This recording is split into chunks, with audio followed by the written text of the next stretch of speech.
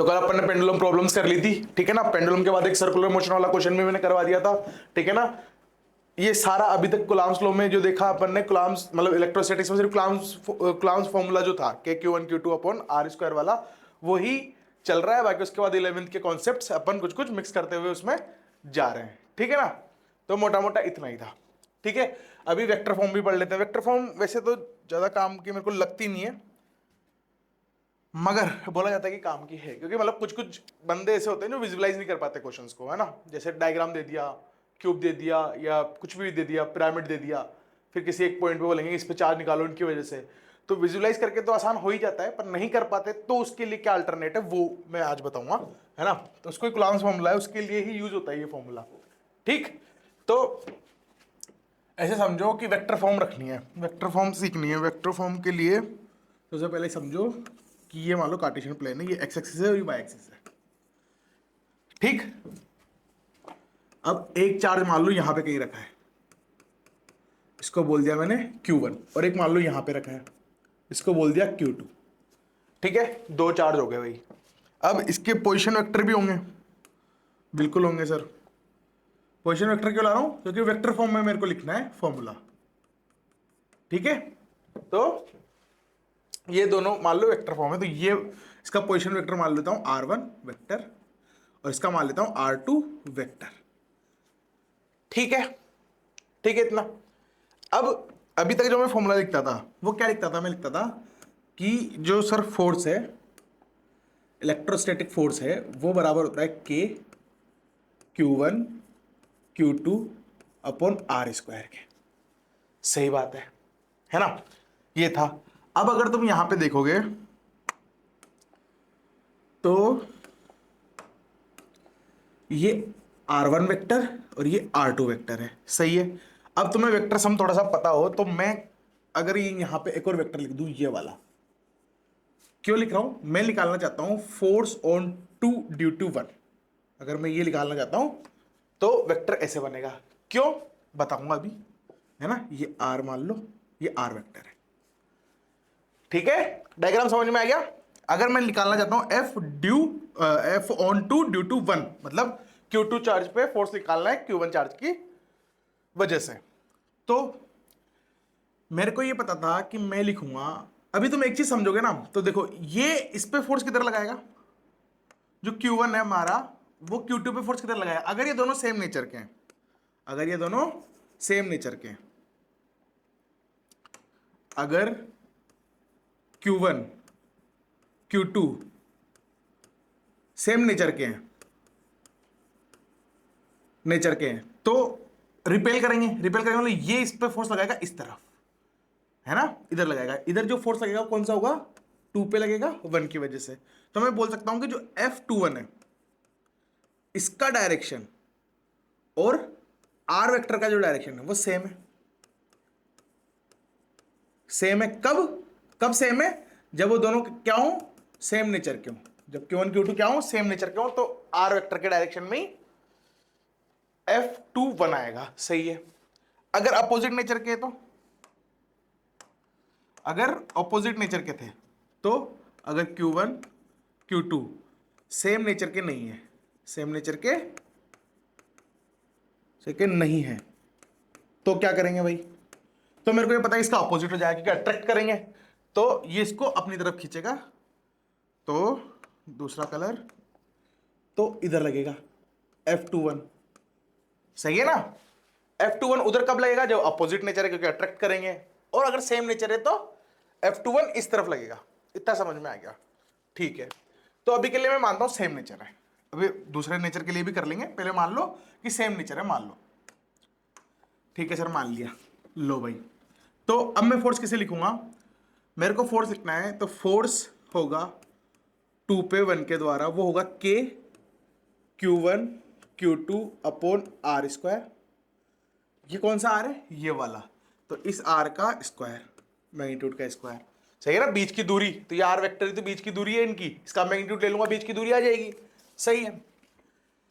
अब अगर मेरे को इसका वेक्टर फॉर्म लिखना है तो मेरे को इसको सिर्फ डायरेक्शन देना है, तो यूनिट वेक्टर से मल्टीप्लाई कर दूं आर के, है ना। तो मैं इतना वेक्टर आता है ना, यूनिट वेक्टर क्या होता है कि मैग्नीट्यूड उसका 1 है और डायरेक्शन वो है जो जानना है हमको, है ना, आई कैप, के कैप, जे कैप।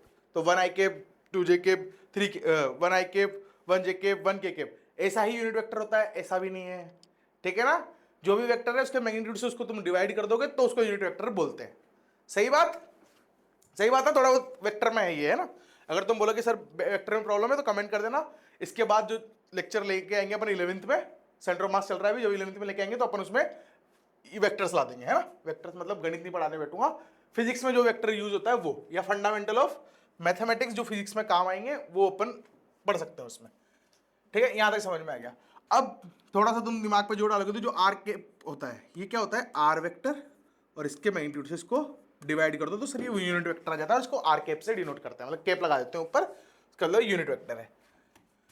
तो इसको अगर मैं यहां डाल दूंगा तो सीधा सा फॉर्मूला बन गया कि भाई के Q1 Q2 r cap upon r vector के मैग्नीट्यूड का क्यूब।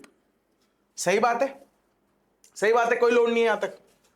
चलो, अब ये कब थे, जब सेम नेचर के थे। अब अपोजिट नेचर में क्या होगा कि डायरेक्शन उल्टा हो जाएगा। पर थोड़ा सा ध्यान दोगे तो मैं बोलता हूं कि Q1 जो है सपोज पॉजिटिव है और Q2 क्या है, मान लो नेगेटिव है, तो यहां डालते हैं तुम F21 जब अपोजिट नेचर के होंगे तो K Q1 यहां माइनस आ जाएगा Q2 का, है ना, Q2 r cap upon r vector, sorry अब ये आर वेक्टर आएगा ना, यहाँ पे मैंने कैप गलती से लिख दिया, यहाँ वेक्टर आएगा, है ना।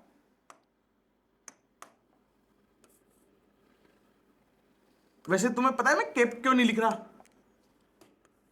कैप क्यों नहीं लिख रहा, क्योंकि r cap is equals to r vector upon r का मैग्नीट्यूड है, यहाँ पे लिख दिया सर, यहाँ तक तो समझ में आ गया। अगर मैं सिर्फ कैप में छोड़ दूँ तो छोड़ सकता हूं, फिर तुम्हें आर कैप निकालना पड़ेगा बार बार, तो इससे बढ़िया है ऐसे याद रखो, क्योंकि आर वेक्टर गिवन होगा, है ना, उसका यूनिट वेक्टर तो तुम्हें निकालना पड़ेगा हर बार, तो इसमें बाय डिफॉल्ट ही निकल जाएगा वो। सही बात है, ये वेक्टर है तो आर वेक्टर के अपोजिट डायरेक्शन माइनस आ गया, माइनस आ गया मतलब वापस से इसने खुद ने ही बता दिया कि ये जो है ये अपोजिट डायरेक्शन में, अगर अपोजिट नेचर का है तो, ठीक है ना। कुल मिला के ये याद रखना पड़ेगा तुम्हें कि जो Q1 Q2 है वो विद साइन के साथ पुट करूंगा। सही बात है, Q1 Q2 with sign put करूंगा जब भी, तो आर कैप क्या हो जाएगा, उल्टा, है कि नहीं है, सही बात है ना। तो F21 भी सही आ जाएगा अगर तुम Q1 Q2 याद रखते हो तो। दो वेक्टर फॉर्मूला क्या बन गया भाई, सीधा सीधा वेक्टर फॉर्मूला बन गया सर, जो फोर्स वेक्टर होगा वो होगा K Q1 Q2 upon r vector के मैग्नीट्यूड का क्यूब इनटू आर वेक्टर। ये बन गया मोटा मोटा फॉर्मूला, सही है, ये तुम्हारा फॉर्मूला है वेक्टर फॉर्म में, ठीक है। अब अगर तुम्हें ऐसे देंगे तो मान लो कि तुम्हें Q1 के कोऑर्डिनेट दे दे, Q2 के कोऑर्डिनेट दे दे, कोऑर्डिनेट से तुम्हें पता है ना, अगर सिर्फ कोऑर्डिनेट दे रखे हैं तो ओरिजिन से उस पॉइंट को जोड़ने वाला, अगर उसके आई कैप जे कैप के कैप लगा दोगे तो वेक्टर बन जाएगा। जैसे अगर यहाँ पे ऐसे लिखा है A, B, C है, इसके कोऑर्डिनेट Q1 के, तो मैं R1 वेक्टर कैसे लिखूंगा, तो सर मैं R1 वेक्टर लिखूंगा A I cap plus B J cap plus C के कैप। तो ये R1 वेक्टर कौन सा है, ये वाला R1 वेक्टर, सही है ना, ऐसे वेक्टर लिखते हैं। अब तुम्हें थोड़ा सा वेक्टर और थोड़ा याद होगा, होना तो चाहिए वैसे, तो मैं क्या लिखूंगा, ये इसकी पूंछड़ी यहां पर है और माथा यहां पर है, पूंछड़ी माथा, और जिससे पूंछड़ी माथा जुड़ा हुआ है वो, और उन दोनों के अपोजिट में जो है वो रिजल्टेंट वेक्टर। तो कुल मिला के जो R1 वेक्टर प्लस R है, R वेक्टर, ये किसके बराबर है, ये R2 के बराबर है। वेक्टर सम ऐसे करते हैं ना, डायग्राम बना कैसे करते हैं ना, इसकी पूंछ इसका सर और इसकी पूंछ इसका सर। तो अगर ये ऐसे लाइन बना रहे, लाइन बना रहे स्ट्रेट लाइन, मतलब स्ट्रेट लाइन नहीं, लाइन बना रहे हाथ पैर जोड़ के, तो ये स्ट्रेट लाइन, ये मतलब ये और ये इससे जुड़ रहा है, इसके एरो जहां खत्म हो रहा है वहां इसकी टेल चालू हो रही है, तो जो इधर से होगा दूसरे वाले का हेड और ये टेल, तो ये रिजल्टेंट वेक्टर होता है। सही है ना, ये वेक्टर में पढ़ा है ना, तो ये होगा। तो कुल मिला के मैं एक और चीज बोल सकता हूं कि जो सर आर वेक्टर है ना, वो है ना sir R2 vector minus R1 vector है, सही है। तो ये भी चाहो तो यहां पे पुट कर सकते हो, बाकी कोई लोड नहीं है, बस इतना आना चाहिए तुम्हें वेक्टर, सही है, सही है, मेरे हिसाब से कोई लोड नहीं है इसमें, है ना, आसान सा है ये तो। चलो क्वेश्चन करते हैं तो क्लियरिटी आ जाएगी तुम्हें। क्वेश्चन क्वेश्चन क्वेश्चन क्वेश्चन उई उई। देखो अब पॉइंट चार्ज क्यू है, ये क्वेश्चन तुम करोगे, मैं बस इसका एक और कॉन्सेप्ट है ये बता देता हूं, है ना। अब point charge Q A 100 microcoulomb is placed at point A. ठीक है भाई, एक चार्ज है क्यू ए, एक चार्ज है क्यू ए नाम का, ठीक है। वो जहां पे है उसके कोऑर्डिनेट है 1,0,2, ठीक है। And other point charge Q B, तो यहां कहीं मान लो क्यू बी साहब है हमारे, और इनके जो कोऑर्डिनेट हैं वो है 4,4,2। मैग्नीट्यूड दे रखे हैं, मैं लिख रहा हूं यहां पे, है ना। माइक्रो कुलाम को कुलाम में कन्वर्ट करना आता है ना, ये माइक्रो ये सब चीजें आनी चाहिए ना, एक पन्ना होना चाहिए इसमें लिखे हुए होने चाहिए कि ऐसे सेंटीमीटर को मीटर में कैसे करना है, ये करना है वो करना है। यूनिट कन्वर्जन में अटक जाता है बच्चा, कॉन्सेप्ट आता है फिर भी, है ना। Micro is place point B, find magnitude of electrostatic interaction force acting between them. देखो ये बोलता है कि इन दोनों के बीच में फोर्स निकालो, और find A B and find B A. कोई लोड वाली बात नहीं है, मैं कर देता हूं इसको, क्यू ए क्यू बी की फॉर्म में कर देता हूं। देखो कैसे करेंगे, मेरे को फॉर्मूला लिखना है, फोर्स लिखना है के Q A Q B upon r square. अब ये आर वेक्टर कैसे लिखूंगा भाई, आर वेक्टर सीधा सीधा अगर मैं लिखता हूं, ये फोर्स मान लो बी पे है ए के द्वारा, मतलब ये वाला आर वेक्टर बन गया, सही है ना। तो आर वेक्टर कैसे लिखना है, निंजा टेक्निक। निंजा टेक्निक क्या, इसके ए कोऑर्डिनेट को, मतलब इसके एक्स कोऑर्डिनेट को उसके एक्स कोऑर्डिनेट से माइनस कर लो, मतलब 4 माइनस 1 3 प्लस इसका 4 0 4 2 में से 2 गया 0 का रूट। ऐसे करते हैं क्या, ऐसे करते हैं क्या, कैसे करते हैं बताओ, कैसे लिखते हैं। इसके हेड के उसको माइनस कर दो, फिर अंडर रूट लगा दो, और इन सबका क्या करो, स्क्वायर कर दो, मतलब इसका स्क्वायर प्लस इसका स्क्वायर प्लस इसका स्क्वायर। ऐसे आया क्या समझ में, क्या लिखा। इधर दोबारा बताता हूं, मेरे को लगता है पिक्चर बन गई। जो आर वेक्टर होगा, आर वेक्टर होगा, आर वेक्टर तो क्या होगा, अगर मेरे को सिर्फ आर वेक्टर लिखना है तो मैं 4 माइनस 1 करूंगा, मतलब 3i के प्लस 4 में से 0 घटाऊंगा तो 4j के प्लस 2 में से 2 घटाऊंगा तो 0k के। ये तो आर वेक्टर हो गया। अब मेरे को बोलो कि सर आर वेक्टर का मैग्नीट्यूड बताओ, तो मैं क्या करूंगा, 9 प्लस 16 का रूट, ये बनेगा 25 का रूट, मतलब ये आएगा 5। तो मैग्नीट्यूड ऑफ आर वेक्टर क्या है, 5। सही है। कोई बोले सर आर वेक्टर का कैप बनाओ, मतलब मेरे को आर कैप चाहिए, तो कैसे कैसे लाऊंगा, आर कैप लाऊंगा मैं 5 से डिवाइड कर दूंगा सबको, तो 3/5 आई के प्लस 4/5 जे के प्लस 0 तो मैं इसको 0 लिख देता हूँ सीधा पे के, पर तुम तो लिख लो समझने के लिए, ये काम का नहीं है, बस समझाने के लिए कैसे निकालते हैं ना। आर वेक्टर का मैग्नीट्यूड नीचे चाहिए था, सही है। तो सीधा सीधा 5 आएगा, तो मैं यहाँ लिखूंगा force on B due to A इसके क्यू ए क्यू बी बटा 5, सही है, सॉरी बटा 25। क्यों, क्योंकि रूट का अपॉन आर स्क्वायर भी तो होता है, मतलब इस पूरे का स्क्वायर भी तो होता है ना। अब मेरे को क्या करना है, डिवाइडेड बाई आर कैप, तो आर कैप क्या था, ये रहा आर कैप, तो सीधा आर कैप लिख दो यहाँ पे चाहो तो, 3/5 आई कैप प्लस 4/5 जे कैप, ऐसे, सही है। और वो बोल रहा है कि मैग्नीट्यूड निकालो, मतलब इसका मैग्नीट्यूड, तो अगर मैं इसको भूल जाऊं, मतलब सिर्फ इतना सा पार्ट जो है वो मैग्नीट्यूड है, जो इतना सा पार्ट है वो तो क्या है, मैग्नीट्यूड है। और एफ बी ए ये रहा, सही है ना। मैंने यहाँ पे इसको क्या करा, मैंने आर कैप डाला, पर आर कैप नहीं डालना होगा हर बार तुमको, तुम चाहो तो सीधा सीधा ऐसे भी कर सकते हो। कैसे सर, सीधा मैं तो ऐसे भी कर सकता हूँ। तो मेरे को फोर्स निकालना है बी पे ए के द्वारा, तो मैं लिखूंगा सीधा के Q1 Q2, ये Q1 Q2 मतलब क्यू ए क्यू बी, मतलब क्यू ए क्यू बी लिखूँ भाई, नहीं तो कमेंट में भी गालियाँ दे सकते हो तुम। Q A Q B upon magnitude of r, r का मैग्नीट्यूड ये रहा, इसका क्यूब, मतलब मतलब 5 का क्यूब, ये रहा इनटू आर वेक्टर। अब आर वेक्टर क्या था, 3i cap plus 4j cap, ये तो ऐसे भी लिख सकते हो सीधा, सही है ना।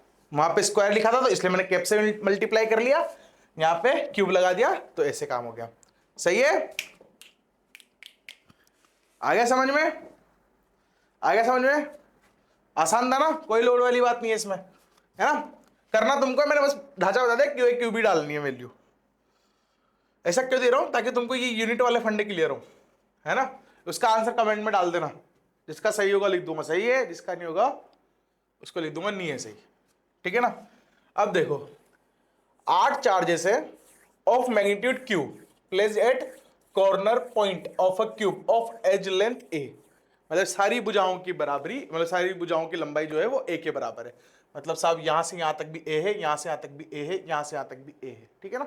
इतना कोई लोड नहीं है, इतना समझ में अपन को आता है। Calculate the net force on a charge due to rest of the charges, किसी भी एक चार्ज पे फोर्स निकालना है ड्यू टू बचे हुए चार्जेस के द्वारा। कैसे करूंगा, मेरे को वेक्टर फॉर्मूला तो पता है भाई, एक तो तुम विजुअलाइज भी कर सकते हो, पर विजुअलाइज करना इस वाले क्वेश्चन के लिए टफ है। कैसे, मेरे को इस पे निकालना है, ये साहब इधर लगाएंगे, इस पे मतलब किसी पे भी निकाल लो। अब देखो ये भी एक कला है कि तुम किस पे निकालोगे, तुम यहां निकालोगे कि यहां निकालोगे कि यहां निकालोगे कि यहां क्या क्या क्या कहां निकालोगे, है ना। तो मैं तो इस पे निकालना चाहता हूं, क्यों, क्योंकि कोऑर्डिनेट लिखने पड़ेंगे मेरे को अभी, है ना। मेरे को तो कोऑर्डिनेट लिखने पड़ेंगे, अभी तुम्हें चमक नहीं रहा होगा, तो जब एक बार क्वेश्चन कर लोगे तुम्हें पता चल जाएगा ऐसे क्वेश्चन कैसे होते हैं, तो तुम समझ जाओगे ये बात कि कोऑर्डिनेट लिखने पड़ेंगे। अब कोऑर्डिनेट लिखने हैं अगर मेरे को, तो मेरे को ऐसा पॉइंट चाहिए जिसके मैं कोऑर्डिनेट, जिसके छोड़ के बाकी सबके कोऑर्डिनेट मैं आसानी से लिख लूं, सही है ना। ठीक है सर, ठीक है। तो अगर तुम फील करना चाहो तो तुम्हें समझ में आता है, इसके द्वारा इस पे इधर फोर्स लगेगा, है ना, और इसके द्वारा इस पे इधर फोर्स लगेगा, और इसके द्वारा इस पे इधर फोर्स लगेगा। ऐसे ही नीचे वाले भी परेशान करेंगे इसको, है ना। तो ऐसे करके समझ में आ रहा है कि यार बहुत खिचड़ पिचड़ हो रहा है, विजुलाइज करके करना तो टफ है, क्योंकि कोई एंगल सिमेट्री बन रही है, पर अगर मैं इसे करने बैठूंगा तो शायद मैं ज्यादा परेशान हो जाऊंगा और दिमाग को ज्यादा यूज करना पड़ेगा इस तुलना में कि अगर मैं इसको कोऑर्डिनेट ही मान लूं। तो ठीक है साहब, कोऑर्डिनेट मान के करते हैं, तो मैं इसको मानता हूं 0, मतलब ओरिजिन। तो इसके कोऑर्डिनेट हो गए 0,0,0, सही बात है। ये ए चला होगा यहां से, इसको मानो पहले तो, ये मान लो तुम्हारा वाई एक्सिस है, ये मान लो एक्स एक्सिस है, तो ये कौन सा बनेगा, जेड एक्सिस, सही है ना। चलो भाई इसका लिखूं, तो एक्स से कितना चला ये, सर एक्स पे तो ये 0 चला, सर वाई पे कितना चला 0 चला, जेड पे कितना चला, सर जेड पे ये ए चला, तो इसके कोऑर्डिनेट हो गए 0,0,a, सही। इसकी बात करो, एक्स पे कितना चला, सर ए चला, वाई पे कितना चला, सर 0 चला, जेड पे कितना चला, के पे ए चला, बेहतरीन। इसकी बात करो, ये वाई और जेड में तो चला ही नहीं, ये तो एक्स एक्सिस पे चला ए, तो 1,0,0, ठीक है साहब। इसकी बात करो, इसकी बात करो, इसकी बात करने के लिए ये साहब एक्स से चल गया ए दूरी, वाई से भी चल गया ए दूरी, और जेड से चला ही नहीं 0। इसकी बात करो तो ये सब जगह से ए चल लिया, है ना, एक्स से भी ए खिसक गया आगे, वाई से भी एक, सॉरी वाई से भी ए खिसक गया आगे, और जेड से भी ए खिसक गया आगे, सही है ना। इसकी बात करें, ये वाई सॉरी एक्स और जेड पे चला नहीं, ये सिर्फ वाई पे चला, तो 0,a,0, सही है। परेशान तो नहीं हो रहा ना तुम। इसकी बात करो, ये एक्स से तो चला नहीं, है ना, एक्स से तो चला नहीं, तो ये यहां तो एक्स तो आ गया 0, वाई से चल लिया ए, जेड से भी चल लिया ए, तो ये हो गए कोऑर्डिनेट्स, ये हो गए कोऑर्डिनेट्स। क्यों लिखे सर कोऑर्डिनेट, क्योंकि भाई मेरे को तो फोर्स निकालना है इस पे, किसी पे भी निकाल सकते हैं, वैसे तो कोई लोड नहीं है, मेरे को ये ज्यादा सिमेट्रिक और विजुअलाइज करने जैसा लग रहा है, तो मैं इस पे ले रहा हूं, किसी पे भी ले लो, आंसर तो वही आना है, सही है ना। हाँ, तो इसको इस वाले पे निकालना चाहता हूं मैं फोर्स, ठीक है। इस पे फोर्स कैसे निकालूंगा, देखो मैं अगर इनका नामकरण कर दूं कि साहब ये है एक, दूसरे कलर से करता हूं ताकि दिखता रहे अपन को, ये है 1, ये है 2, ये है 3, ये है 4, ये है 5, ये है 6, ये है 7 और ये है 8, ठीक है। 8 चार्जेस थे, मैंने ऑटो का नामकरण कर दिया। क्यों? क्योंकि अभी जब मैं लिखूंगा, मतलब मैं क्या समझाना चाहता हूँ, क्या लिखना चाह रहा हूँ ऐसा भी कि गिनती देनी पड़ेगी इनको। अगर मैं क्यू पे फोर्स लिखूं तो मैं क्यू पे क्या लिखूंगा, मतलब मेरे को अगर एफ नेट क्यू पे चाहिए तो क्या क्या होगा, वो होगा कि सर फोर्स 8 पे 1 के द्वारा, प्लस फोर्स 8 पे 2 के द्वारा, प्लस फोर्स 8 पे 3 के द्वारा, प्लस फोर्स 8 पे 4 के द्वारा, प्लस फोर्स 8 पे 5 के द्वारा, प्लस फोर्स 8 पर 6 के द्वारा, प्लस फोर्स 8 पर 7 के द्वारा, प्लस फोर्स 8 पर 8 के द्वारा थोड़ी आएगा, है ना। तो ये गणित है। अब इतने सारे फोर्स निकाल के करने हैं, है ना। ये क्वेश्चन इसलिए बस प्रैक्टिस हो जाए, बाकी तो आसान है, लेंदी है पर आसान है, बहुत आसान है। क्या एक ही तो फॉर्मूला लग रहा है। तो अब अगर मैं ये निकाल लूं, कैसे लिखूंगा, मैं लिखूंगा के Q1 Q2 मतलब Q का square upon r, r vector, r vector, r vector, r vector. कैसे लिखूंगा आर वेक्टर? 8 1 के द्वारा 1 का है, ये रहा 8 1 के द्वारा 1 का है, ये रहा। तो मेरे को तो ये पता है कि पहले तो मैं यहां लिख दूं आर वेक्टर। सबसे पहले मैं लिखूं आर वेक्टर, या मैं ऐसे करूं क्या, मतलब वो घूम फिर के सोल्व तो कर सकते हो तुम, और मैं चाहूंगा कि पहले मैं ऐसे लिखूं आर 8 1 वेक्टर। 8 1 क्यों दे रहा हूं? ताकि इसका आर मतलब 8 पे फोर्स 1 के द्वारा, मतलब ये वाला वेक्टर। तो कैसे लिखते हैं? इसके कोऑर्डिनेट माइनस इसके कोऑर्डिनेट, तो a माइनस 0 ए आई के प्लस a माइनस 0 ए के plus a minus A 0, sorry यहां जे के आएगा, ये के पे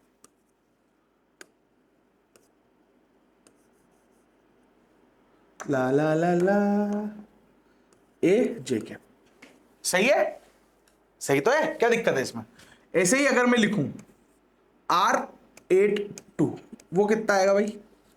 वो आ जाएगा सर 8 और 2 के द्वारा, मतलब देखो ए माइनस करते जाओ, तो 2 में से ए गया तो 0, मतलब ए में से ए गया 0 आई कैप प्लस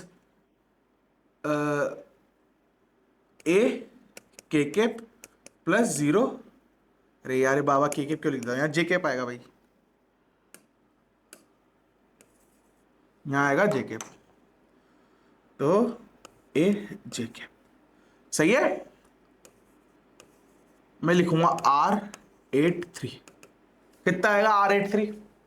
R83 कितना आएगा? मैं इतना स्लो स्लो इसलिए करा रहा हूं ताकि तुम्हारे बेजी में घुस जाए चीजें, है ना। तो ये मैं सोचना कि बोर हो रहे हैं। ध्यान से देखो, 8 पर फोर्स 3 के द्वारा, ये रहा 3, तो ए में से ए गया 0, ए में से 0 गया ए में से 0 गया ए, तो ये जे कैप प्लस ये के कैप और ये आई कैप प्लस R8 D2 4। ठीक है साहब, 4 कहां पर है? 4 4 4 4 4 4 4, वो रहा 0 0 0, मतलब ए I cap plus A J cap plus ए के कैप। सही बात। R8 5। इतनी मेहनत ये क्वेश्चन सिखाने के लिए पेपर में नहीं आते से, है ना। देखो 5 का है 5, वो रहा 0 ए, तो 2 तो 0 हो गए, 1 बचेगा, तो ए आई के पाएगा सीधा, प्लस R8 6, कितना आएगा? 6 का है 6 का है 6 का है 6 का है 6 का, वो रहा। तो इधर ए बीच का 0, तो मतलब ए आई के प्लस ए के। इस बार सही लिखा जानबूझ के पाएगा यहाँ पे, है ना। R8 7 वेक्टर, 7वां का है, ये रहा, ये दोनों तो 0 हो जाएंगे, ये बचेगा, तो ए के, है ना। थोड़ा सा इनका मैं मैग्नीट्यूड भी लिख दूंगा साथ में। पहले तो इसको सजा के लिखो भाई, ये है sir A I cap plus A J cap. Sir ये है ना, ये दोनों 0 थे, ये ए जे कैप है सर, है ना। सर इसको भी देखोगे आप तो ये ए जे कैप प्लस ए के कैप है सर। ठीक है साहब, मान ली बात। ये तीनों ए हैं, तो ये sir A I cap plus A J cap plus ए के कैप है सर। ठीक है भाई, मान ली तेरी बात। ये ए आई कैप, ये तो मैंने सही लिख दिया था सीधा, ए आई कैप प्लस ए के कैप, और ये है हमारा ए के कैप। ठीक है, ठीक है यहां तक। मैग्नीट्यूड की अगर मैं बात करूं, मैग्नीट्यूड ऐसे मैग्नीट्यूड नहीं बनाना, सीधा समझ जाना। तो क्या आएगा, अंडर रूट ए स्क्वायर प्लस ए स्क्वायर, तो 2a², तो ए रूट 2 इसका मैग्नीट्यूड है। इसका क्या है मैग्नीट्यूड, ए ही है। इसका क्या है मैग्नीट्यूड, इसका भी ए रूट 2 है। इसका क्या है मैग्नीट्यूड, इसका है सर ये ए स्क्वायर तो 12 आ जाएगा और 3 आ जाएगा, तो ए रूट 3 है सर। सही है ना। इसका ए है मैग्नीट्यूड, इसका ए रूट 2 है सर, और इसका ए है। सही है बात, सही है बात। देखो इसका magnitude same same same same same, कोई लोड वाली बात नहीं है। तो आर वेक्टर तो ये रखे और उनके मैग्नीट्यूड ये रखे, ठीक है। इनके मैग्नीट्यूड की काया पलट करते हैं, थोड़ा सा कलर कर देते हैं इनको ताकि तुम्हें समझ में आ जाए। एक मैग्नीट्यूड ये रहा, एक मैग्नीट्यूड ये रहा, एक मैग्नीट्यूड ये रहा, एक मैग्नीट्यूड ये रहा, एक मैग्नीट्यूड ये रहा, और एक ये रहा, और एक ये रहा। ये तो इनके मैग्नीट्यूड आ गए। अब सीधा फॉर्मूला लिखना है। फॉर्मूला लिखने के लिए और बारे फॉर्मूला लिखने के लिए जादू की छड़ी घुमानी पड़ेगी पहले। ले लो, श्याम श्याम श्याम, क्या ठीक है ना। तुम्हें दिख रहा है कैमरे में, दिख रहा है शायद, है ना। देखो अब सीधा सीधा फोर्स लिखते हैं भाई, अब बस बहुत हो गया, अब सीधा काम खत्म करते हैं। तो फोर्स ऑन 8 ड्यू टू 1, ठीक है साहब, लिखो के क्यू स्क्वायर अपॉन मैग्नीट्यूड कितना था पहले वाले का, ए रूट 2, तो ए रूट 2 का क्यूब इनटू इसका वेक्टर था ए आई के प्लस ए जे कैप, तो ए आई के प्लस ए जे कैप। सही है। दूसरा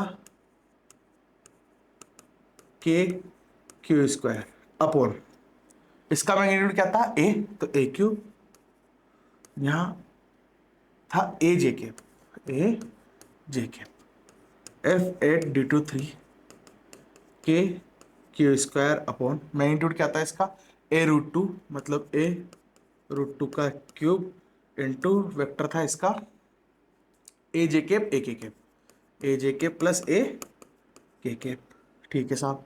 फोर्स ऑन 8 ड्यू टू 4, ये आएगा के क्यू स्क्वायर अपॉन 4, ये वाला है, तो मैग्नीट्यूड है ए रूट 3, तो मतलब ए रूट 3 का क्यूब इंटू वेक्टर क्या था ए था सब में, तो ए आई के प्लस ए जे के प्लस ए के कैप। ठीक है। फोर्स ऑन 8 ड्यू टू 5, 5 के द्वारा कैसे लिखूंगा, 5 के द्वारा कैसे लिखूंगा, ये रहा ए, तो K Q A cube into vector क्या था साहब इसका ए आई कैप, तो A I cap. Force on 8 due to 6, K Q A Q square था, K Q square upon K Q square upon A root 2 का square, तो ए root 2 का cube, cube into vector क्या था इसका A आई के plus ए के कैप, तो ए आई के प्लस ए के कैप। उड़ी बब्बा। फिर क्या था 8 पे 7 के द्वारा, तो ये आएगा के क्यू स्क्वायर अपॉन आर कितना इनका ए, ये तो ए क्यूब इंटू वेक्टर है सर ए के कैप। येलो। ठीक है। चलो नेट लिखना है, एफ नेट मतलब इनको जोड़ दो, तो F net is equals to K Q square, तो कॉमन आ ही रहा है, बिल्कुल सही आ रहा, सही बात है, आ रहा साहब, आ रहा, और नीचे ए स्क्वायर भी आ रहा।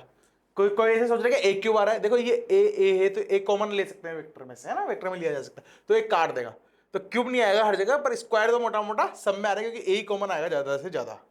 ठीक है। तो मैं यहां सीधा सिंपल कॉमन लिख सकता हूं के क्यू अपॉन ए स्क्वायर अपॉन ए स्क्वायर। सही है, सही है सर, सही है। अब बचा क्या, अब बचा क्या, ए स्क्वायर। देखो ए लगभग सब में कट जाएंगे क्या, हाँ सब में कट जाएंगे ए, तो ए गायब हो गया। अब बस ये अंदर की टर्म बच रही है ना, अंदर की टर्म बच रही है। तो मैं क्या लिख सकता हूं, ये आई कैप था तो आई कैप के नीचे भी आ जाएगा, सबके नीचे ही आ जाएगा, मतलब ये ए तो गायब हो गया है ना। मैं एक को थोड़ा सिंप्लीफाई करके बताता हूं क्या बोलना चाह रहा हूं। ये ए तो बाहर चले गए, ए एक को काट दिया तो के क्यू स्क्वायर अपॉन ए स्क्वायर तो गायब हो गया। अब बचा क्या, √3 का क्यूब, मतलब सॉरी √2 का क्यूब, तो 2√2 बचेगा।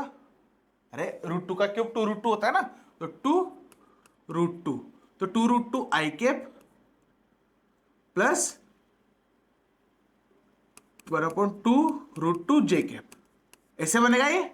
तो मैं ऐसे करके यहां पे सिंप्लीफाई करने वाला हूं इसको, है ना, ऐसे करके यहां पे सिंप्लीफाई करने वाला हूं, है ना। मिटा दूं इसको, तो समझ में आ गया ना क्या बोल रहा था मैं इतनी देर से। तो ऐसे करके इसको निपटाने वाला हूं। तो आ जाओ फॉर्म में, है ना, फॉर्म में आ जाते हैं। तो ये बनेगा आई कैप का लिखता हूं पहले मैं, सबके आई कैप जोड़ देता हूं, है ना, सबके आई कैप जोड़ दूंगा। तो सर यहाँ पे 2√2 इस आई कैप के नीचे आ जाएगा, तो 1/2√2, तो यहाँ बच गया।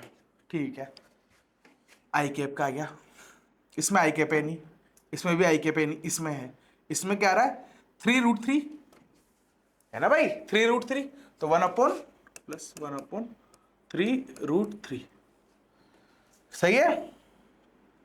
ये था, ये आ गया। ठीक है ठीक है ठीक है ठीक है। इसकी बात करें, आई कैप है ये बिल्कुल, और इसके नीचे क्या आ रहा है, कुछ नहीं आ रहा, 1 है, तो +1 है ना, +1 यहां पे है ना, ये +1 बनेगा, सही है।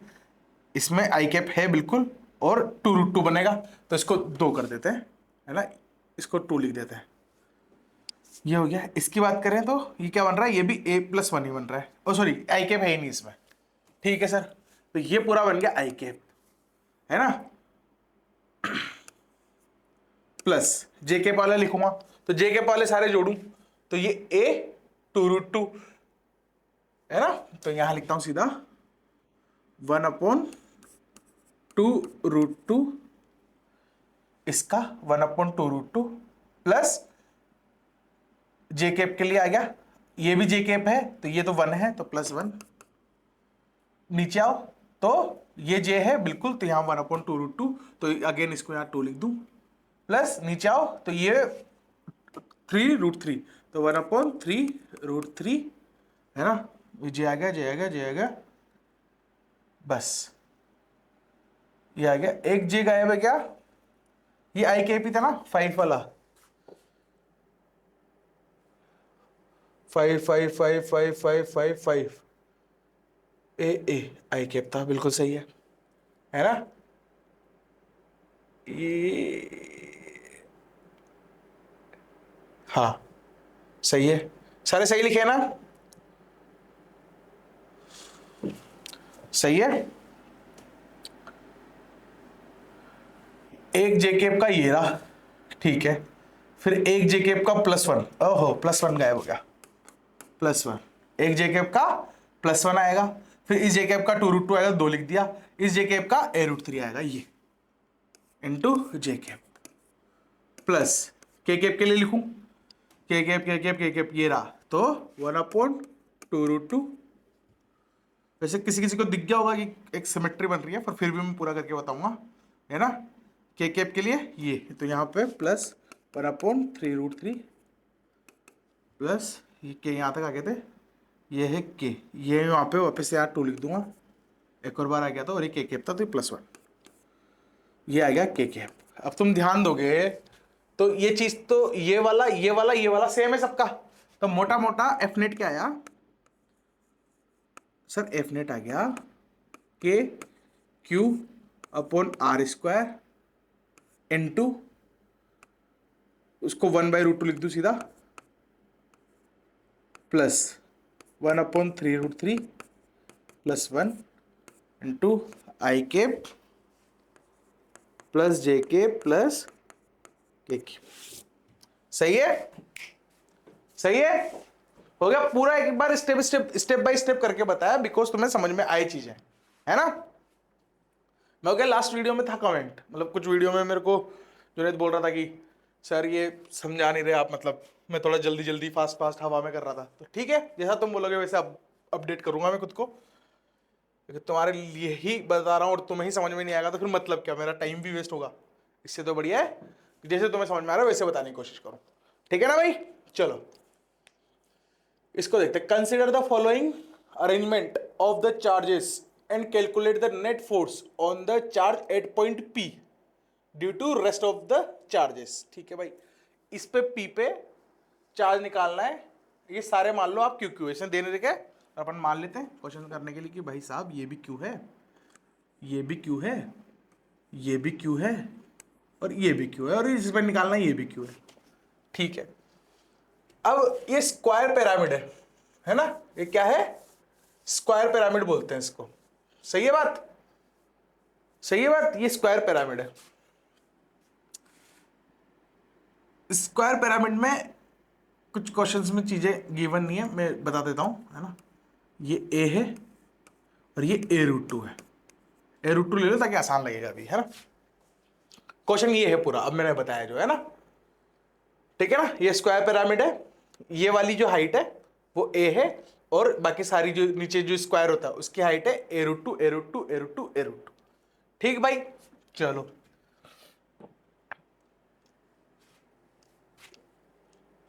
एक तरीका तो वही कि कहीं भी ओरिजिन मान लो और कोऑर्डिनेट निकलो और पिक्चर बना दो, ठीक है। दूसरा तरीका क्या, मैं दूसरे तरीके से बताऊंगा, कोऑर्डिनेट करके तुमको बनाना है ना। मेरे पहले वाला देखो बहुत ईमानदारी से बनाया है ना, तब तुम्हारा फर्ज है इसको तुम करके लाओगे। मैं जो मेरे को चमक रहा है तरीका देखती वो बता देता हूं। देखो साहब, ये एक्चुअल में है कैसा, ये स्क्वायर पिरामिड है, मतलब नीचे तो एक स्क्वायर रहेगा जिसकी सारी साइडें क्या होंगी, बराबर होंगी। सारी साइडें क्या होंगी, बराबर होंगी, ठीक है।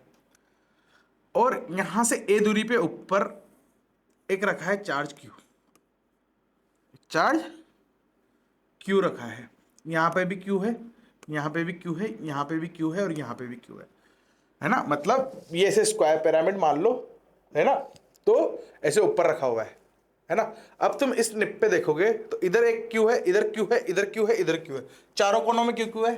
तो ये क्यू इस पे इधर फोर्स लगाएगा, ये क्यू इस पे इधर लगाएगा, ये वाला क्यू इस पे इधर लगाएगा और ये वाला क्यू इस पे इधर लगाएगा। मतलब ये ऐसे, ये स्क्वायर है, मेरा हाथ मान लो स्क्वायर है ना। तो एक चार्ज यहां, एक चार्ज यहां, एक चार्ज यहां, एक चार्ज यहां होगा। ये वाला चार्ज इस पे लगाएगा ऐसे उस कोने पे, है ना। ये वाला चार्ज लगाएगा इस पे उस कोने पे, और वो वाला चार्ज लगाएगा इस कोने पर, ये वाला चार्ज लगाएगा उस कोने पे। सारे बराबर बराबर का मतलब लग रहे होंगे फोर्स, क्यों क्यों क्यों क्यों है। अब तुम ध्यान से देखोगे तो इन सारे फोर्सेस का जो ये वाला कंपोनेंट होगा, है ना, ये वाला कंपोनेंट होगा, मतलब वाई एक्स कंपोनेंट वो तो निपट जाएगा और वाई कंपोनेंट में रिजल्टेंट आएगा। तो मेरे को इतना तो पता चल गया कि जो एफ नेट आएगा वो क्या आएगा, समथिंग जे कैप आएगा। सही बात है, समथिंग जे कैप आएगा, इतना तो समझ में आ गया सर, है ना। अब मैं क्या करूं, बस एक का फोर्स निकाल लूं, इंटू 4 कर दूं। मतलब इसने इस पे जो फोर्स लगाया है ना, वो मान लो एफ है, इसने इस पे जो फोर्स लगाया वो एफ है, और ये जो चारों लगाएंगे सब एफ एफ ही लगाएंगे, बट डायरेक्शन अलग होंगे सारों के, है ना। और इन सबका जो कंपोनेंट है इधर, उसका मैग्नीट्यूड भी सेम आएगा, क्योंकि एफ एफ ही लगा रहे हैं, तो एफ कोस थीटा भी सबका बराबर होगा, है ना। तो एफ नेट जो होगा, जो एफ नेट होगा वो होगा क्या, 4 टाइम एफ कोस थीटा। क्या बात, समझे, ये आंसर ये होगा। पर अब इसमें एफ लिखना है और कोस थीटा लिखना है, ठीक है ना। ये कैसे लिखेंगे, तो ये a√2 है, ये भुजा a√2 है, टे टे टे टे टे टे टे टे। तो ये a√2 होने के लिए साहब इसको भी a होना पड़ेगा, इसको भी a होना पड़ेगा, क्योंकि स्क्वायर है, क्योंकि स्क्वायर है और ये सेंटर पे है। सही बात, ये a है और ये दूरी भी a है, लो। तो ये कितना होगा, a√2, ये कितना होगा, a√2। सही बात है, सही बात है। इसने इस पे फोर्स लगाया होगा इधर F, ठीक है। तो ये जो थीटा होगा वही थीटा ये होगा, है ना, ये दोनों थीटा सेम होंगे। तो मैं अगर कोस थीटा लिखूंगा, कोस थीटा, तो क्या होता है सर, वो बेस अपॉन हाइपोटेनस होता है ना। और बेस क्या है साहब इसका, ए, और सबसे बड़ी भुजा क्या है, a√2। तो कोस थीटा जो है हमारा वो है 1/√2। सही है ना। तो बस काम खत्म। अब मेरे को एफ लिखना है, एक और चीज और लिख दूंगा मैं एफ, तो मेरा काम ही हो जाएगा। तो मैं एफ लिखता हूं, चलो एफ लिखते हैं। एफ कैसे लिखूंगा, ये रहा क्यू, के क्यू का स्क्वायर, के क्यू का स्क्वायर अपॉन आर स्क्वायर। भाई आर क्या है इसका, a√2 है का स्क्वायर। ये मैग्नीट्यूड है, वेक्टर फॉर्म नहीं लिखी मैंने, है ना। मैं सीधा, मेरे को पता है कि जेकेप में आंसर आएगा, मैग्नीट्यूड निकाल लूंगा और जेकेप में ला दूंगा। जेकेप में लाने के लिए कोस थीटा लगा दूंगा। सही है बात, देख रही हो। ठीक है भाई, ठीक है ना, ठीक है ना, ठीक है ना, ठीक है ना। ये रहा। तो अब एफ पता चल गया, कोस थीटा पता चल गया, और 4 तो 4 होता ही है। तो एफ नेट लिखूं अगर मैं, अब अगर मैं लिखूं एफ नेट, वो क्या आ जाएगा, वो आ जाएगा सर 4 इंटू के क्यू स्क्वायर अपॉन 2 इंटू ए स्क्वायर इंटू कोस थीटा 1/√2। तो जो एफ नेट आएगा वो आ जाएगा सर, 2 बार में काटेगा तो 2 k² अपॉन a² इंटू √2। ये रहा एक लाइन का आंसर। इस समझाने में इतनी लाइन लिखनी पड़ी है, वरना एक बार में सल्टा देता मैं तो पेपर में होता तो। सही है, सही है, हो गया। ये है भाई तरीका, ये है तरीका।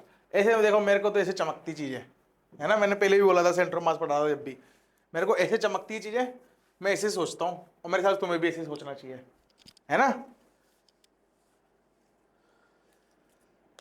IITian बनना है ना, तो ये सब चीजें तुम्हारे खून में आनी चाहिए भाई, धीरे धीरे। मतलब DNA बदल दो बोले अपना, पर ये सब चीजें चमकनी चाहिए कि ऐसे सिमेट्री सोच लेता हूँ, कटापिटी कर देता हूँ, आंसर ला देता हूँ, और कॉन्फिडेंस भी होना चाहिए। कई बार क्या होता है, तरीका तुम्हें चमक जाता है पर डाउट रहता है तो कर नहीं पाते। तो वो रिस्क एपेटाइट कब बढ़ेगा, जब तुमने करा होगा, क्योंकि वो पेपर रिस्क लेने के लिए नहीं है। देखो पहली बात तो, है ना, मेरे हिसाब से यहाँ तक ठीक है। दूसरा तुम क्या करोगे, तुम्हें कोऑर्डिनेट का देता हूँ, यहाँ पे ओरिजिन मान लेना 0,0।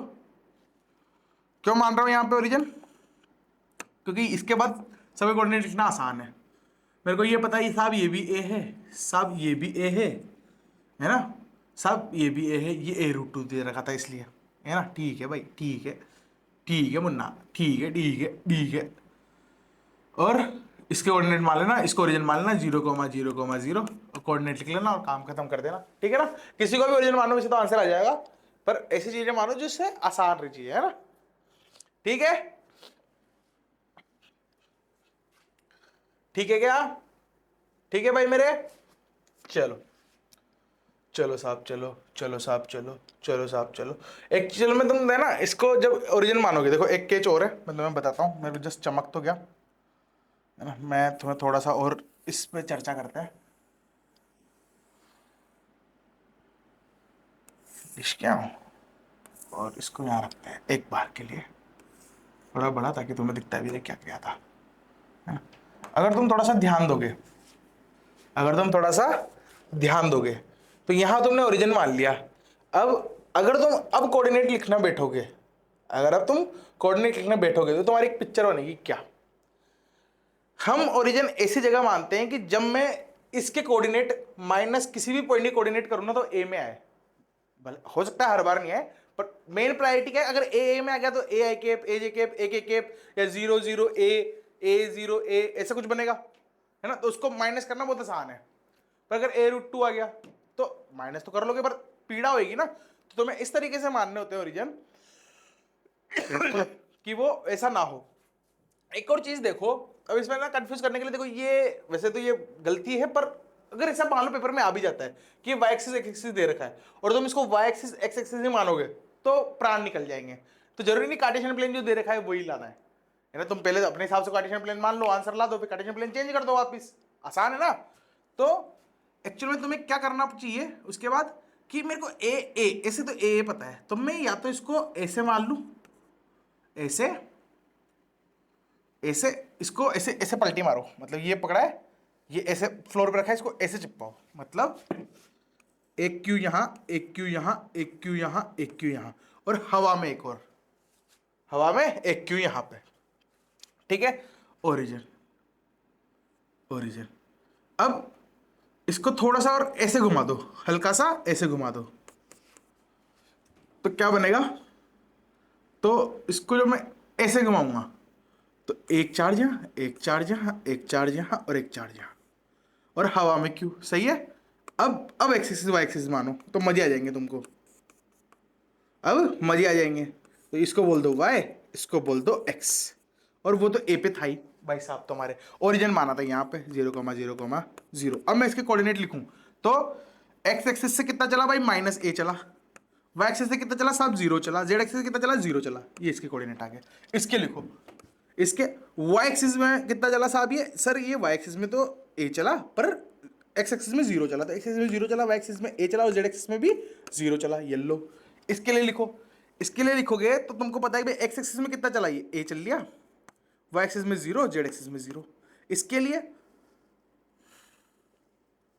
इसके लिए इसकी अगर मैं बात करूं तो सर ये वाला है ना, वाई एक्सिस में -a चला, एक्स एक्सिस में 0 चला, और जेड एक्सिस में भी 0 चला, सही है। और जिस पे निकालना है वो जो हवा में है हमारे साहब पी पॉइंट वाले, इनका कोऑर्डिनेट क्या होगा, ये एक्स वाई दोनों में 0 चले और जेड में a चले, ये लो। अब देखो कोऑर्डिनेट कितने आसान है, समझ रहे हो गणित, अब देखो कोऑर्डिनेट कितने आसान है। इसमें ऐसे कोऑर्डिनेट मानते तो, अगर तुम ऐसे कोऑर्डिनेट मानते तो तुम मानते कि ये ऐसे x और ऐसे y मान लेते, या ऐसे x ऐसे y मान लेते, या ओरिजिन मान लेते, तो हो सकता है तुम्हारी पिक्चर बने, है ना, टफ लगे तुम्हें करना। समझ में आया। तो अगर आईआईटी में जाना है तो आईआईटी वालों की तरह सोचना तो पड़ेगा, ठीक है, आईआईटी वालों की तरह सोचना तो पड़ेगा। भेड़ चाल चलोगे तो मजा नहीं आएगा, देखो, है ना, भेड़ चाल चलोगे तो 1 लाख 2 लाख में रैंक आएगी, है ना। खुद से सोचो चीजें, खुद से तरीके ढूंढो, खुद से चीजों को आसान करो, है ना। मेरा फिजिक्स पढ़ाने का मकसद ही यही है कि मैं जिस तरीके से सोचता हूँ क्वेश्चन, तुम वैसे सोचना शुरू करो चीजें, है ना। मैं ऐसे नहीं बोलता कि मैं ही परफेक्ट हूँ, मैं ही हूँ, पर मैं मैक्सिमम बंदों से तो परफेक्ट हूँ, बिकॉज मेरी रैंक मैक्सिमम बंदों से ठीक ठाक थी, सही है ना। चलो नेक्स्ट क्वेश्चन की ओर, नेक्स्ट क्वेश्चन की ओर। अरे बारे रे, ठीक है, प्रॉपर्टीज ऑफ इलेक्ट्रोस्टैटिक फोर्स, ये पहले ही बता चुका हूं मैं, फिर भी देखो एक और बार, क्यों, क्योंकि इसके बाद मीडियम वाले क्वेश्चन करेंगे, उस वजह से। ये क्या बोलता है, जो इलेक्ट्रोस्टैटिक फोर्स है ना, वो क्या करता है, मतलब इलेक्ट्रोस्टैटिक फोर्स मतलब दो चार्जेस की वजह से लगने वाले फोर्सेस, ये है ना। वो क्या होते हैं, between two charges are depending on a medium in which they are placed. ओहो, मतलब उस मीडियम पे डिपेंड करते हैं जिस मीडियम पे वो रखे हुए हैं। क्या है, इसको थोड़ा सा समझो, देखो इसको थोड़ा समझते हैं। तुम एक चीज देखो कि यहां मान लो एक Q1 है और यहां मान लो एक Q2 है, ठीक है, और ये मान लो किसी मीडियम में है, किसी मीडियम में रखे हुए हैं, ठीक है ना। तो मीडियम के अंदर क्या होता है, कुछ तो चार्जेस होंगे, जैसे अगर पानी भी है तो H2 होगा, तो H2O नेगेटिव -2, सही है ना। तो चार्जेस तो होंगे। अब वो चार्जेस क्या होंगे, अगर ये पॉजिटिव है, अगर ये पॉजिटिव है, दोनों मान लो अगर पॉजिटिव है, तो इसके आसपास क्या होंगे, नेगेटिव चार्जेस आ जाएंगे, ऐसे, है ना। पर मैंने charge by friction, charge by induction, ये सब पढ़ाया था, है ना। तो उसमें एक चीज देखोगे, तो जब ये दूसरा चार्ज एक और आएगा तो इसमें चार्ज इंड्यूस होगा, मतलब चार्ज की डिस्ट्रीब्यूशन बदलेगी। कैसे बदलेगी सर, देखो जब ये अकेला था तब तो इस पे इवनली नेगेटिव आते हर तरफ से, है ना। लेकिन वायर, लेकिन अगर इस पर, इसके अगल बगल में, यानी इसके पास एक और पप्पा जी ला दूं जो भी पॉजिटिव ही है, जो भी पॉजिटिव ही है, तो क्या होगा, यहां पे नेगेटिव तो आया आया आया आया आया आया आया, और इधर थोड़े से कम रहेंगे, मतलब इस एरिया में ज्यादा है नेगेटिव, इस एरिया में कम। क्यों, क्योंकि Q1 पे नेगेटिव तो फेल गया, पर ये वाला उसको ये कुछ नेगेटिव इसको इसके जो आसपास जो यूनिफॉर्मली डिस्ट्रीब्यूटेड थे उनको ये सांप भी अपनी तरफ थोड़ा थोड़ा खींचेंगे तो ये एक तरफ आ जाएंगे। ऐसे ही इसके साथ भी होगा, इसके भी नेगेटिव वाले एक तरफ ज्यादा आ जाएंगे और दूसरी तरफ कम हो जाएंगे। सही बात है, सही बात है ना, सही बात है। अब तो अगर फोर्स देखोगे, अब अगर तुम फोर्स देखोगे तो इस पर ये फोर्स लगाएगा पॉजिटिव है तो ये इस पे लगाएगा इधर फोर्स एफ। कौन सा वाला फोर्स है ये वो फोर्स है जो हम लगाते थे के Q1 Q2 upon r square, है ना, के Q1 Q2 upon r square. ठीक है सर। और ये इन पर जो इससे जुड़े हुए हैं, मतलब आके इसके आसपास ही तो अरेंज हुए हैं, मतलब इनडायरेक्टली ये भी इस पे फोर्स लगा रहे होंगे ये वाले, है ना, और ये बड़े साहब भी इस पे फोर्स लगा रहे होंगे। और तुम्हें पता है ना, एक चार्ज पार्टिकल दूसरे चार्ज पार्टिकल जो फोर्स लगाता है वो तीसरे चार्ज पार्टिकल पर डिपेंड नहीं करता, है ना। मतलब तीसरा कोई चार्ज पार्टिकल है, एक चार्ज ये रहा, दूसरा चार्ज ये रहा, और तीसरा चार्ज मान लो कहीं हवा में, तो ये वाला इस पे जो फोर्स लगाएगा वो दूसरे वाले पे डिपेंड नहीं करता, है ना। क्लियर है ना। तो ये सांप भी इस पे फोर्स लगाएंगे, मतलब ये इंड्यूस चार्ज की वजह से भी इस पे फोर्स लगेगा इस तरफ। क्यों? क्योंकि इधर नेगेटिव ज्यादा है, इस तरफ नेगेटिव ज्यादा है, सही है ना। तो ये नेगेटिव को अपनी तरफ अट्रैक्ट करेगा, तो इसको बोलते हैं एफ इंड्यूस्ड बोलते हैं। इसको क्या बोल दो? एफ इंड्यूस्ड, क्योंकि इंडक्शन की वजह से आ रहा है तो इंड्यूस्ड हो रहा है चार्ज यहाँ पे, है ना। चलो भाई, चलो चलो चलो। तो अब जब एफ नेट आया, एफ नेट आया वो क्या आया? वो आया के Q1 Q2।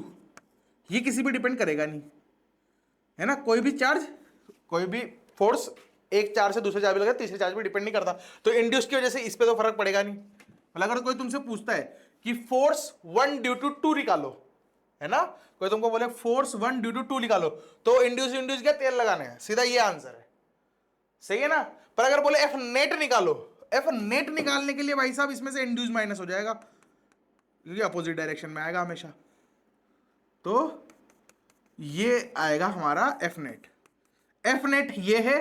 पर अगर बोले कि इलेक्ट्रोस्टैटिक फोर्स निकालो, मतलब फोर्स ऑन 2 ड्यू टू 1 निकालो, तो के Q1 Q2 upon are square ही आएगा, सही है।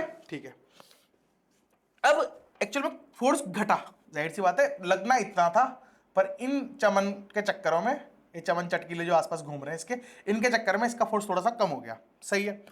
अब ये फोर्स कम हुआ ना, तो हम इसको कैसे लिखते हैं? तो हम इसको लिखते हैं F net is equals to वही फोर्स जो था डिवाइडेड बाई किसी चीज से कम होता है उसको बोलते हैं एप्सिलॉन आर। क्या बोलते हैं? Epsilon r. ये एप्सिलॉन आर क्या होगा? हमेशा 1 से बड़ा होगा। क्यों होगा ये 1 से बड़ा? क्यों होगा? क्योंकि फोर्स कम हो रहा है। फोर्स कम होने के लिए इसको 1 से बड़ा होना पड़ेगा। अगर 1 से छोटा हो गया तो ये तो और बढ़ा देगा फोर्स को। तो कोई मीडियम बढ़ाएगा थोड़ी, मीडियम घटाएगा ही, क्योंकि उसके आसपास क्या होगा? चार्ज इंड्यूस्ड होगा। चार्ज इंड्यूस्ड होगा तो उसको थोड़ा सा अपोज करेंगे, सही बात है ना। इस पे भी ये इंड्यूस वाला आएगा, तो ये इसके नेट फोर्स को कम कर रहा है कि नहीं भाई? तो जो एप्सिलॉन आर है वो क्या होगा? 1 से बड़ा होगा। यहां तक मेरे ख्याल तुम्हें क्लियर है ना। अब थोड़ी सी इस पिक्चर को और समझोगे ना, देखो क्या समझाना चाहता हूं। और मैं समझाना क्या चाहता हूं, मुझे भी नहीं पता मैं क्या समझाना चाहता हूं। तो सर फिर टाइम पास क्यों कर रहे हो? मेरी मर्जी। ठीक है, देखो ये वाली कहानी समझ में आ गई। तो ये एप्सिलॉन आर क्या है एक्चुअल में? तो मैं इसको ऐसे लिखता हूं, देखो जो के Q1 Q2 upon r square था, तो जो ये के है ये के अंदर जाता है आर। मतलब हकीकत में होता ऐसे है कि 1/4 पाई एप्सिलॉन नोट था ना, तो एप्सिलॉन आर भी आ जाता है यहाँ पर। ऐसे बहुत सारी किताबों में दिखता है, इसलिए मैं ऐसे बोल रहा हूँ। बाकी तुम तो ऐसे याद रखो, मैं भी ऐसे याद रखता हूँ कि मीडियम में चल गया तो एप्सिलॉन आर से घट जाएगा। इसको देखो, एप्सिलॉन नोट को क्या बोलते थे अपन? Permittivity of free space. चिल्ला चिल्ला के बताया था मैंने, है ना, परमिटिविटी ऑफ फ्री स्पेस। ठीक है सर। एप्सिलॉन आर क्या है? Relative permittivity of a medium, relative permittivity, है ना। चलो ठीक है, ठीक है। दूसरा पॉइंट क्या था? Electrostatic force interaction, force of interaction between two charges is independent of presence और एब्सेंस ऑफ अदर चार्जेस। बीच में बोल दिया था मैंने चिल्ला चिल्ला, क्या ना। ठीक है। सॉर्टेड। तो अब क्वेश्चन करते हैं, है ना, क्वेश्चन करते हैं मेरे हिसाब से तो, है ना, बढ़िया सा क्वेश्चन एक।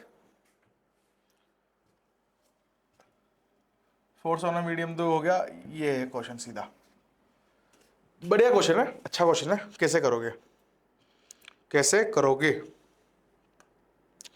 कैसे करोगे इसको। Two identical charged sphere are separated by string of equal length.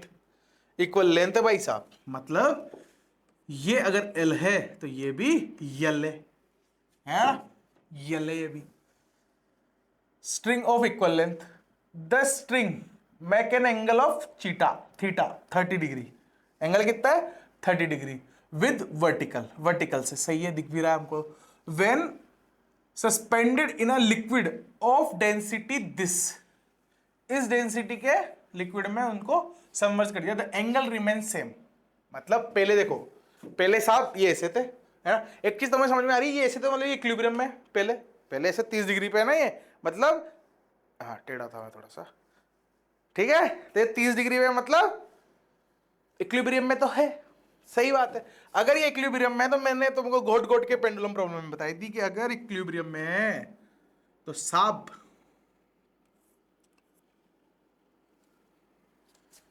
Dielectric constant, पहले पूरा पढ़ लेते हैं। The angle remain same, what is the dielectric constant of liquid, density of sphere is this, density of sphere is this. यही सुनना चाह रहा था मेरे को, बस ये था कि नीचे mg लगाना है कि नहीं लगाना है, भाई नेग्लिजिबल तो नहीं है, ऐसा कुछ कुछ लिखा हो, ऐसे क्वेश्चन भी देखे थे मैंने, पर वो पीपीटी में एड नहीं हुए शायद, है ना।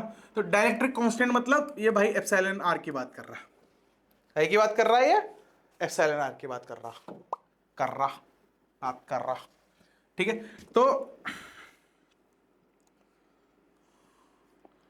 तो ये जो है इस पे देखो तो नीचे लगेगा mg,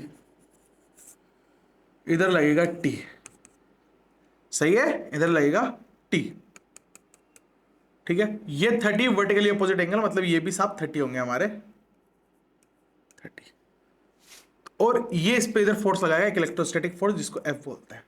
अगर ये इक्विलिब्रियम में है तो हम इनको बैलेंस कर सकते हैं, जाहिर सी बात है। तो मैं बोल सकता हूं कि सर जो t cos 30 है ये तो mg के बराबर है, और जो t sin 30 है ये cos sin, तो t sin है वो किसके बराबर है, f के बराबर है, f के, ठीक है। परंतु सर mg तो दे ही नहीं रखा, mg नहीं दे रखा, तो ऐसे क्या जाएगा, डेंसिटी दे रखा है। डेंसिटी क्या होता है, मास पर यूनिट वॉल्यूम। डेंसिटी क्या दे रखा है, मास पर यूनिट वॉल्यूम। अब केजी पर मीटर क्यूब रखो या सेंटीमीटर क्यूब रखो, ये इसमें ग्राम पर सेंटीमीटर क्यूब दे रखा है, ठीक है साहब, ठीक है, कोई दिक्कत नहीं है। तो मैं इसको बोलता हूं अभी density of sphere, density of sphere, ठीक है। तो ये एक्चुअल में क्या है, मास पर यूनिट वॉल्यूम।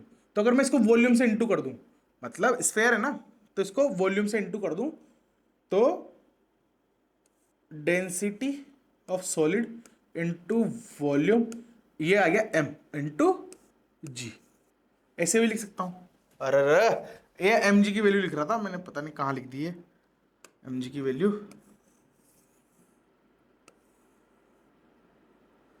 mg को हम ऐसे भी लिख सकते हैं, अगर मैं mg को लिखना चाहूं तो ऐसे भी लिख सकता हूं, है ना। पर इसमें भी वॉल्यूम पता नहीं है, इसमें भी वॉल्यूम पता नहीं कि इसका कितना वॉल्यूम है, ठीक है ना। देखते हैं अभी आगे, या तो कुछ करना पड़ेगा या देखते हैं आगे क्या होता है। अब ये क्या बोलते हैं कि साहब हमने इनको डुबो दिया, किसमें, लिक्विड ऑफ डेंसिटी 0.8 ग्राम पर सेंटीमीटर क्यूब, ठीक है, कोई दिक्कत नहीं है। इसको लाके पटक दिया डम डम डम डम डम पानी में। तो मैं इसी को पानी में पटक देता हूं यार, ऐसा करते हैं, है ना।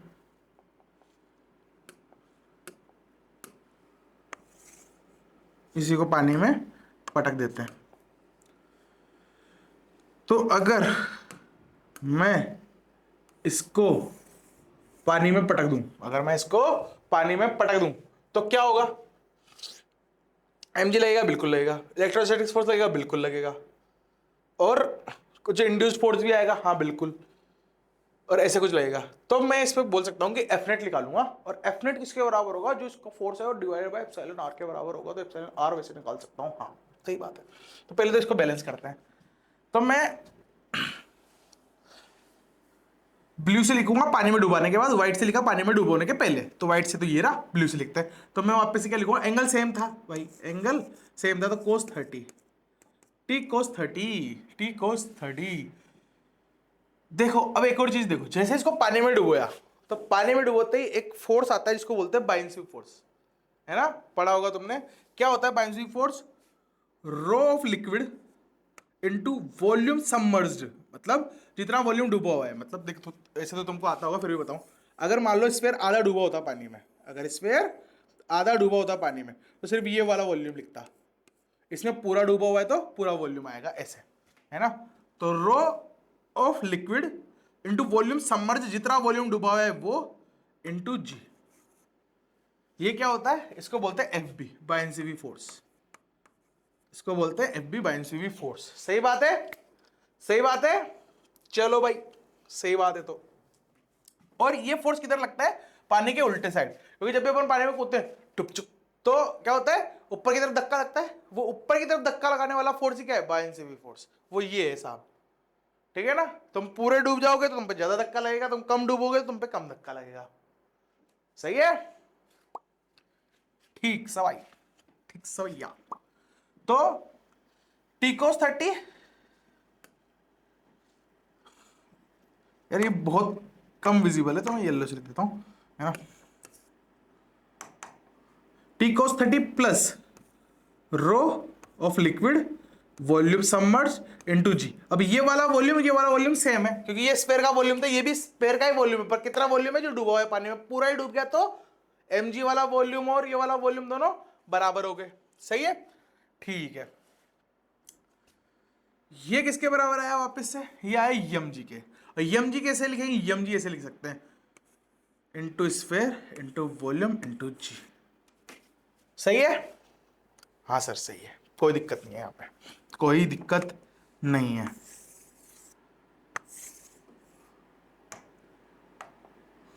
ठीक है ना। और एक और चीज लिख सकता हूं वापस से, क्योंकि इक्विलिब्रियम में तो वापस आ गया, क्योंकि एंगल सेम है। तो sine 30 is equals to, sine 30 is equals to what, sine 30 is equals to what, sine 30 is equals to what, वो आएगा एफ नेट के, वो आएगा एफ नेट के। एफ नेट के क्यों sir, F Q due to this वाला Q, ये आएगा नहीं, पानी के अंदर है, बैलेंस किया तो इंड्यूस फोर्स भी लग चुका होगा।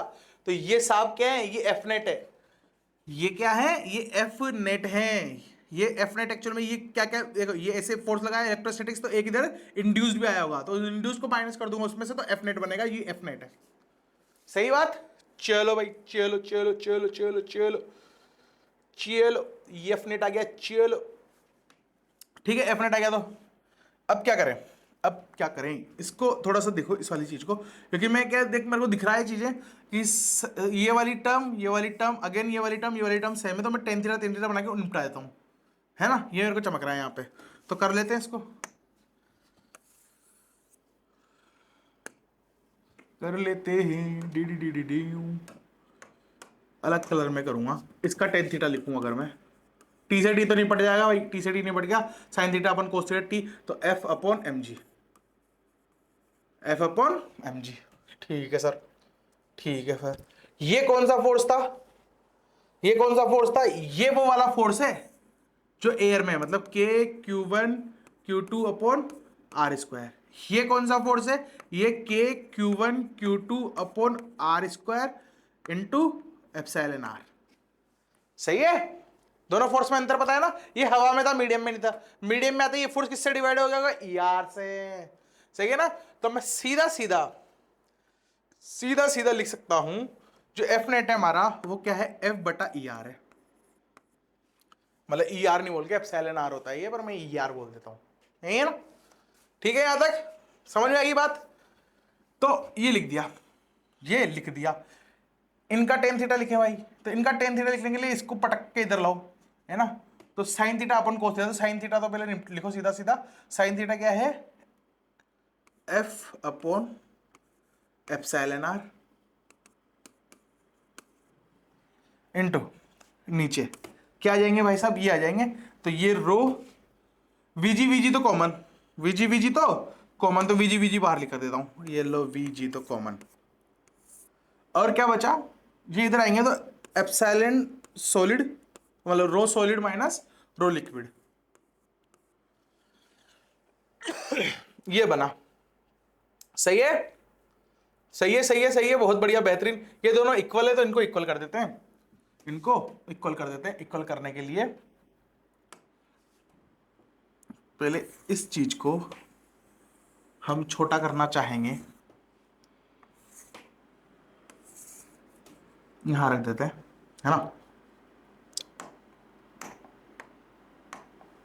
और इसको इसका आगे इधर लाते हैं ताकि लेफ्टी हूं मैं तो सहूलियत मिल जाए मेरे को, थोड़ी सहूलियत, शब्द देख रहे हो मेरे, सहूलियत। ठीक है भाई, इन दोनों को इक्वल कर दो, मतलब अर्थात अर्थात एफ बाई एम जी। अब ये एम जी कहां से आ गया वापिस से, पीछा ही नहीं छोड़ रहे तो यार। अच्छा, इसको डिवाइड किया था ना इसलिए, तो इस एम जी को मैं यही लिखा हूं वापिस से, एफ बाई एम जी मतलब rho solid volume submerge into G, ठीक है ना, is equals to F by epsilon r V G into rho solid minus rho liquid. ठीक है भाई, ये एफ इस एफ को निपटाएगा, है ना, और ये वीजी इस वीजी को निपटा देगा। सही है, तो एप्सिलॉन आर जो होगा इसको उधर ले गया, तो ये आ जाएगा, I did something wrong, I did something wrong, मेरे हिसाब से तो नहीं कर रहे, अपन सही कर रहे हैं, है ना, into rho solid upon rho solid minus rho liquid. ये लो, सही है, सही है भाई, है ना। एक बार देख लेते हैं कुछ गलती तो नहीं कर दी हमने। ये एफ ऐसे लिखते हैं, ये एफ इक्वल्स टू, देखो सीधा सीधा पहले अपन ने लिखा साइन कोस थीटा जो एम जी के बराबर था, और एम जी को ऐसे भी लिख सकते हैं, ठीक है सर। फिर हमने लिखा टी साइन थीटा जो एफ के बराबर था, उसको ऐसे भी लिख सकते हैं, ठीक है सर, है ना। फिर टी कोस थीटा लिक्विड में डुबोने के बाद T cos theta by C ऊपर लगा तो प्लस रो लिक्विड वॉल्यूम समझ into G is equals to M G. M G क्या था, ये का ये लिख दिया, ठीक है। और टी साइन थीटा मतलब इधर का जो कि एफ नेट के बराबर था, एफ नेट क्या होता है, एफ बाई एप्सिलॉन आर, ठीक है। इसका मैंने टेन थीटा बनाया, मतलब इसको इससे डिवाइड कर दिया, तो इसको इससे डिवाइड कर दिया, मतलब F upon rho S V जी, ये लिख दिया, है ना। इसको टेन थीटा को डिवाइड किया तो एफ नेट मतलब E F upon epsilon r, नीचे एफ अपॉन एप्सिलॉन आर, बिल्कुल सही, ये ऐसे लिख दिया, सही लिखा था ना मैंने, ये पूरा एफ था, हाँ बिल्कुल सही लिखा, है ना। तो साइन थीटा अपन कोस थीटा, साइन थीटा क्या था, ये एफ अपॉन एफ आर अपन कोस थीटा क्या था, ये इधर आ जाएगा, ये पूरा का पूरा इधर आ जाएगा, और वीजी कॉमन मतलब वीजी कॉमन और V S minus V L, बिल्कुल सही है। फिर एप्सिलॉन आर ये था, अब अपन को क्या करा, इन दोनों को इक्वेट कर दिया, इक्वेट करते ही ये बराबर हो गए, तो वीजी वीजी गए और एप्सिलॉन आर उधर गया, एफ कट ही गया था, सही है। और उधर का जो इसका जो एप्सिलॉन एस था ये ऊपर आ गया, सही है। चलो मेरे हिसाब से तो ओके, परफेक्ट है, कोई दिक्कत वाली बात नहीं है, सही है ना। चलो क्वेश्चन खत्म, ठीक है ना, पूरे हो गए, है ना, ठीक है।